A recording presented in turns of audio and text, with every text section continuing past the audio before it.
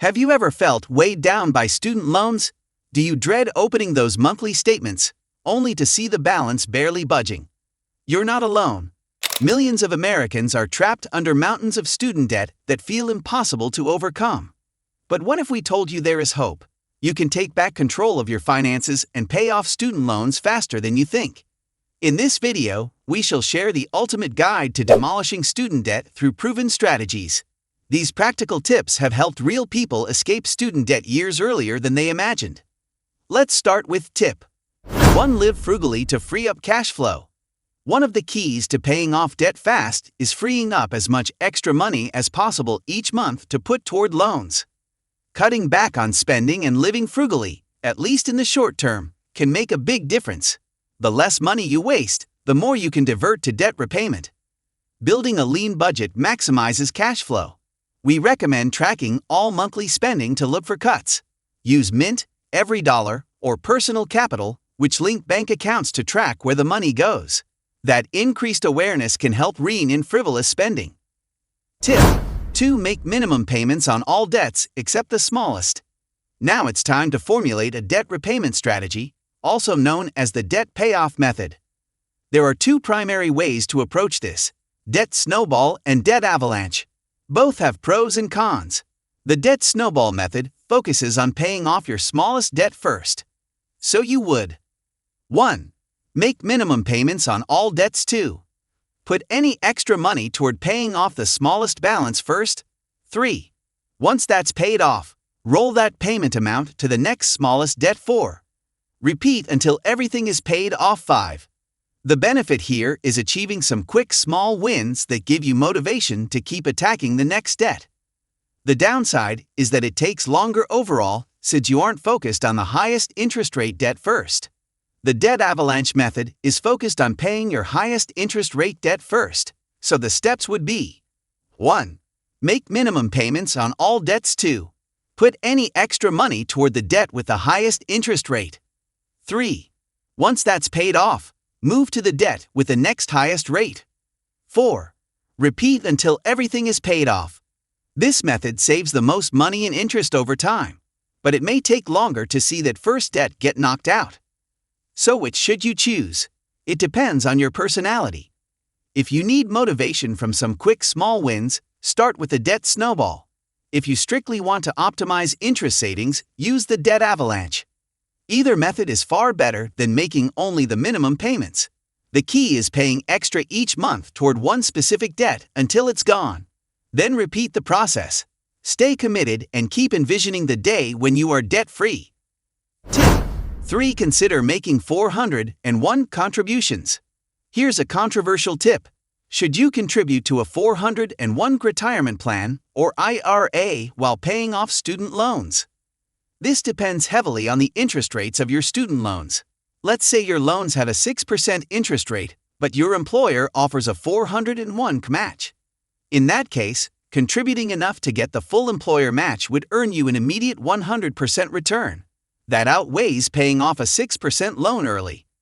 But if your student loans have a high interest rate of 10 to 15%, you are likely better off focusing extra money on repayment before contributing to retirement savings.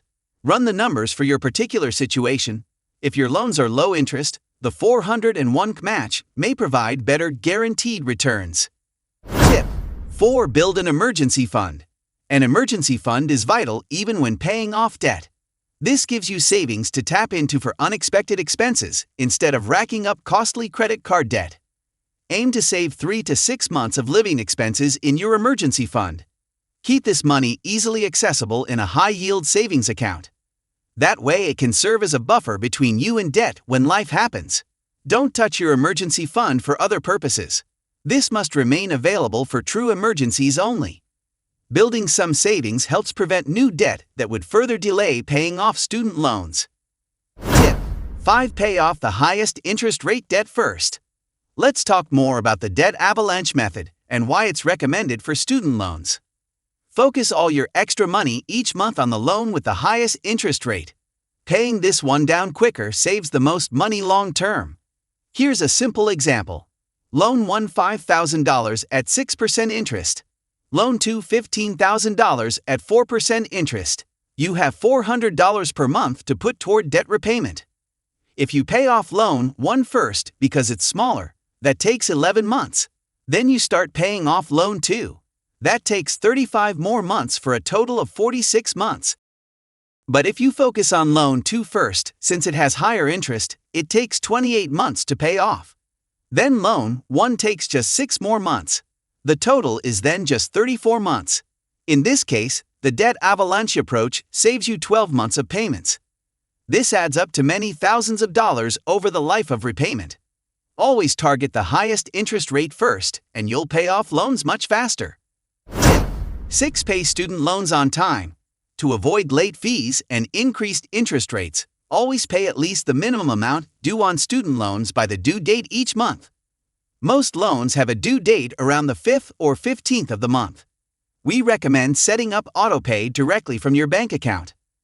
This ensures on-time payment every month without even thinking about it. If you fall behind on federal student loans, contact the loan servicer immediately to discuss hardship options. There are programs to reduce or temporarily postpone payments for those struggling financially. Defaulting on federal loans is the worst option since that can result in collection fees, wage garnishment, loss of tax refunds, and tanked credit. Avoid default at all costs by staying in touch with your servicer. For private student loans, default also brings about collection calls, lawsuits, and ruined credit. Try to negotiate reduced payments if needed. Tip: 7. Understand federal loan flexible repayment options. Most federal student loans from the Department of Education offer flexible repayment plans to fit different budgets and situations.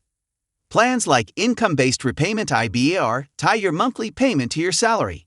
Payments get recalculated each year based on your updated income and family size. IBR plans to provide payment relief and possible loan forgiveness after 20 to 25 years if your income remains low. Just beware you pay more interest over time. Pay as you earn (PAYE) and revised pay as you earn repay function similarly. PAYE offers forgiveness in 20 years and repay in 25 years for any remaining balance.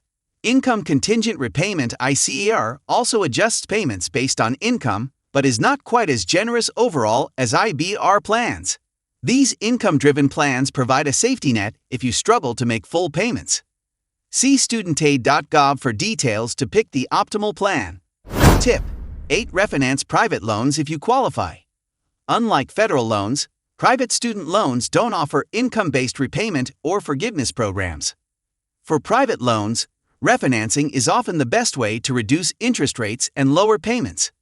This replaces high-rate loans with a new loan at current lower rates. To qualify for refinancing, you need a steady income, good credit, and a low debt-to-income ratio. Rates run from 2 to 8% based on multiple factors. Do your research to find the best student loan refinancing rates. Lenders like Earnest, Sophie, Splash, and Common Bond offer competitive rates to save money. Tip: 9. Ask the loan servicer for help if needed. If you struggle to make payments, immediately contact your student loan servicer directly. Explain your situation and request assistance. For federal loans, they can advise about alternate repayment plans, deferment options to temporarily postpone payments, or forbearance to reduce payments. For private loans, ask about modified graduated repayment schedules or temporarily lower payments. Be proactive in seeking alternate arrangements if needed. Don't just skip payments without contacting the servicer first. Work directly with them on hardship programs and changes to prevent default. Now go take action and get a plan in place to defeat debt and gain financial freedom. You've got this. Please subscribe and share this video if you find it helpful. Let me know other strategies that worked for you in the comments below.